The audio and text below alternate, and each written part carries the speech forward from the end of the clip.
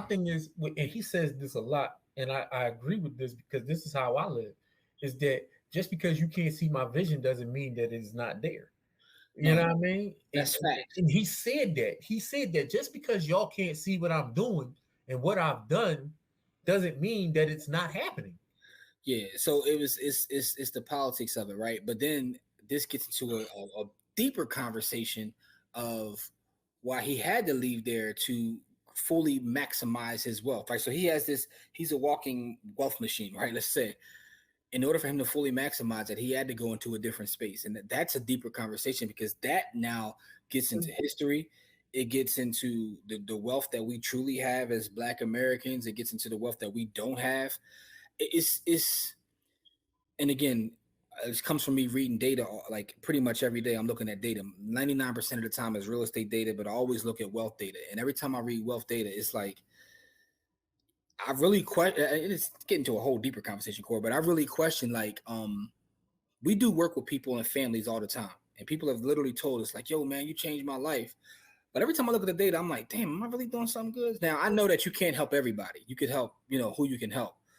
But in order for wealth to truly transform in this country the way that people want it to, it's going to take politics, not necessarily personal finance. But it doesn't mean you don't focus on the personal finance, right? So I say that to say a lot of times people looked at the politics of the decision and not the fact that he had to leave to open up this whole big, wealth machine.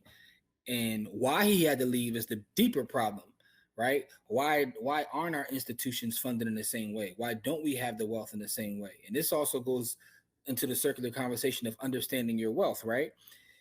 If we, let's just take chattel slavery, right? And the value that we produce for this country. If we were paid a fair wage for that value that we produce, what would it be? How many how You many can't put a premiums? number on that because of the free labor hour. Like you can't even put a number on that because the free labor hours is what built America, right? So there's the highest cost for most companies is labor.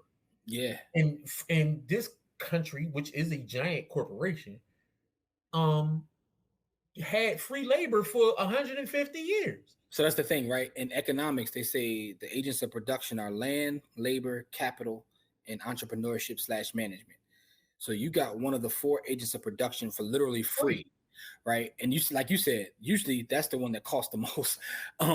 That's why I said this gets into a deeper discussion about history, because if historically we were paid a fair wage for the labor that we produced, our institutions would have. He wouldn't have to go somewhere else. That's why I said it's a deeper conversation. It starts on the surface level where you say, man, this is great what he's doing. But you start to peel it back and you start to realize, like, man, we really got shafted. That's why I said it's going to take an act of policy.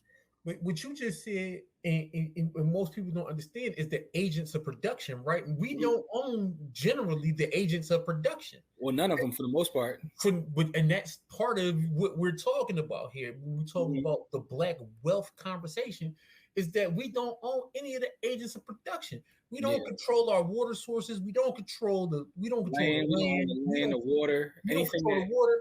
We don't control, like, the government controls, basically the government decides which companies succeed and which don't succeed. And that's another thing people don't understand, which is why you said the politics of it. Yeah, Which is yeah, because, the government policy really depicts and says who succeeds and who doesn't succeed, right? Because you could be doing the same thing in Philadelphia that somebody else is doing in rural Jackson, Mississippi.